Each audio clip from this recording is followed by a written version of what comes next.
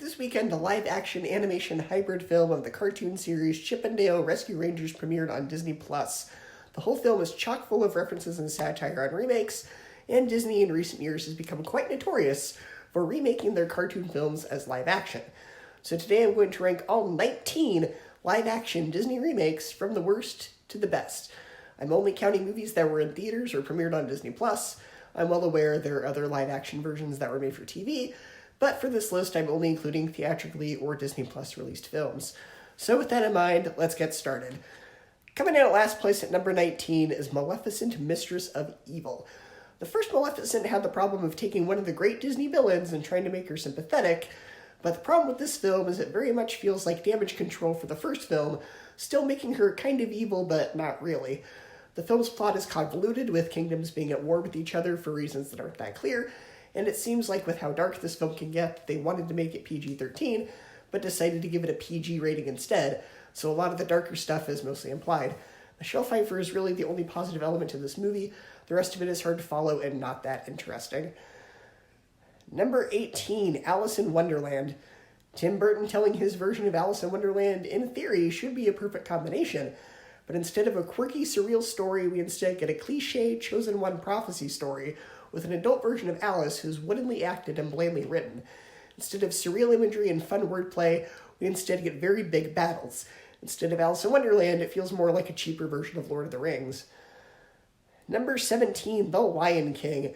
This feels very mumuch like Robert Zemeckis did with Polar Express, where it feels like the main purpose of the film wasn't the story or the characters, it was the novelty of the technology. CGI animals across photorealistic backgrounds, which does look good, but unfortunately the film's characters are devoid of any emotion or drama because of the way they're animated, making it very hard to connect with them. On top of that, the film doesn't even do anything different with the story. It's pretty much line for line the original, yet somehow 30 minutes longer, because director Jon Favreau wanted to show off what he could do by lingering on shots for long periods of time. And also, James Earl Jones comes back to reprise his role as Mufasa, but his line delivery in this version is so wooden, because even he knows the film's existence is pointless, so why even try?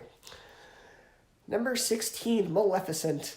A film that could have had some interesting ideas, but was so botched with the execution. Instead of keeping Maleficent this really sinister villain, they instead try to make her sympathetic. This film isn't a cautionary tale about the downfall of a character. The idea is that Maleficent was the true hero of the story the whole time, everyone else was the problem, and she was unjustly vilified.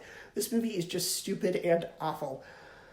Number 15, Pete's Dragon. A movie with none of the charm or magic of the original.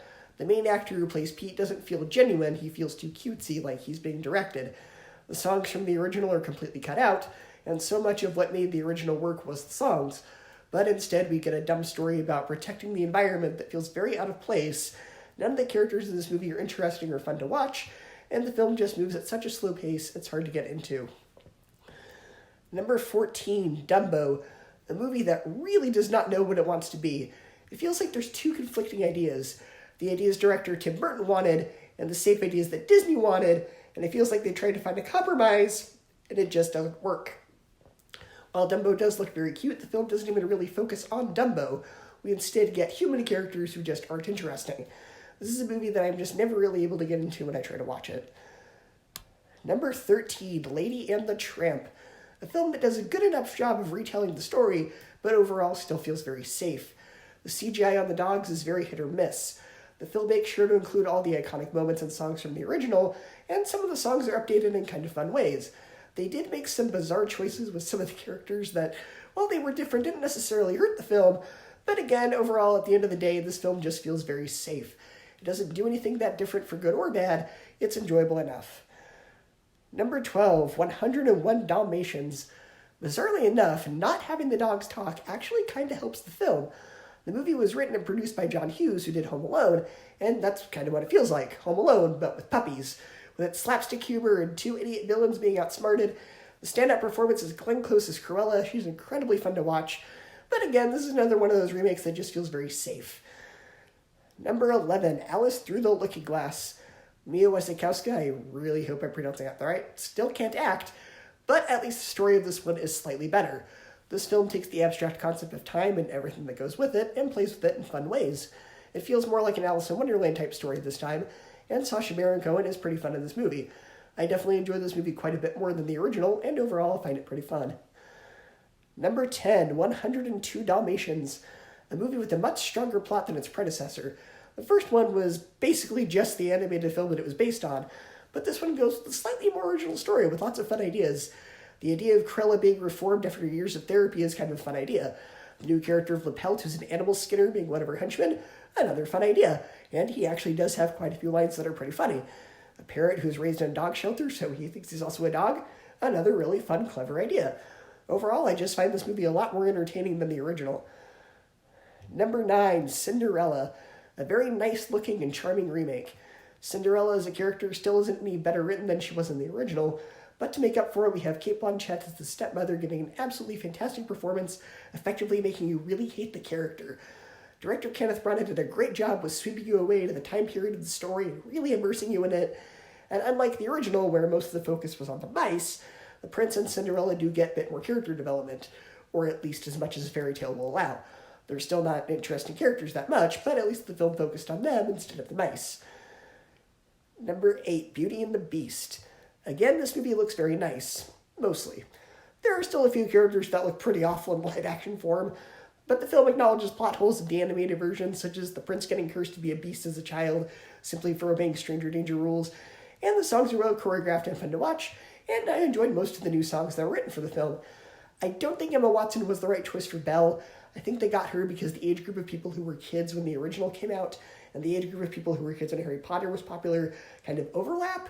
So they cast her simply for nostalgia's sake of 90s and early 2000s kids, even though she wasn't a good fit for the role. And there are a few unnecessary subplots that make the film far longer than it needs to be, but I still think it's a great movie. Number 7, The Jungle Book. Perfectly cast, very nice looking film. Every single actor and actress chosen for this film was a perfect choice for their role. Bill Murray as Baloo, Christopher Walken as the orangutan, Scarlett Johansson as Kava Snake, and Idris Elba as Shere Khan, just to name a few. The CGI also blends with the backgrounds of live action incredibly well, and the film really captures the danger of the jungle.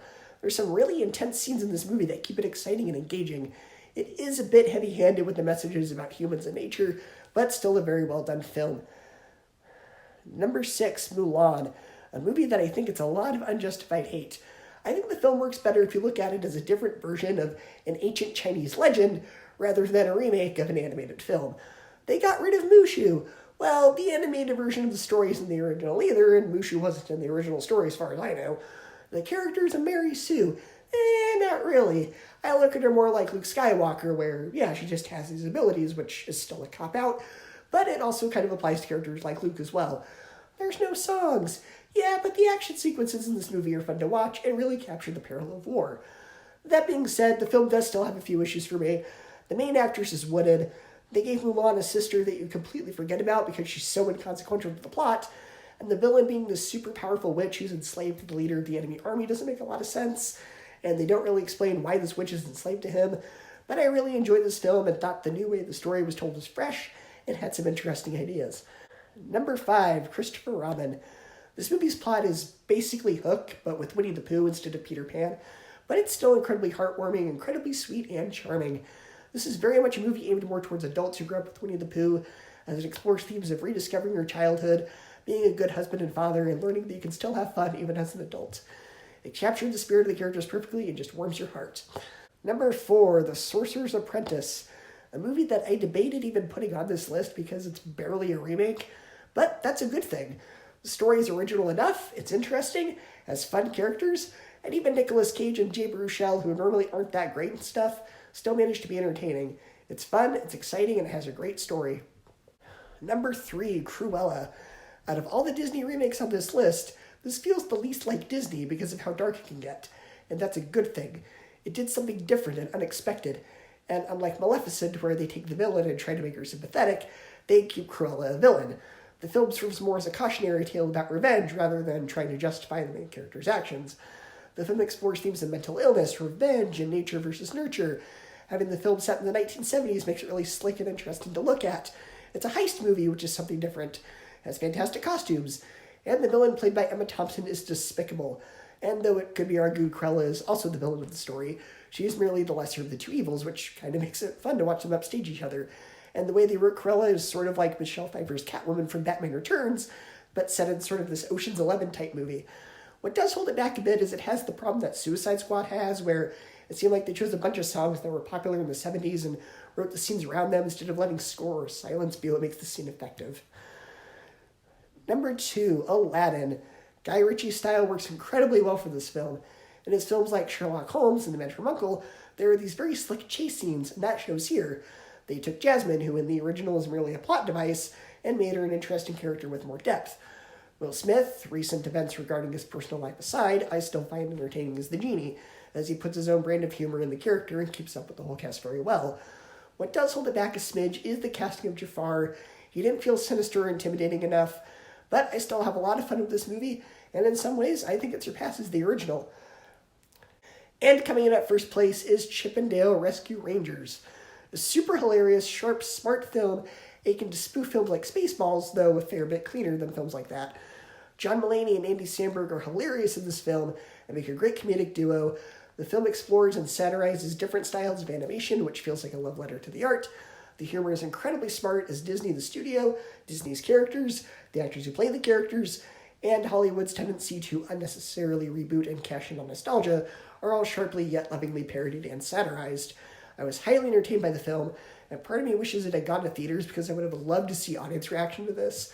But part of me is also glad that I was able to watch this in privacy of my own home, because I'm sure with how much I was laughing, I would have annoyed the audience. It's hilarious, it's brilliant, and it comes in at number 1. So go ahead and share your ranking of the Disney live-action remakes that you've seen, and I will see you at next time.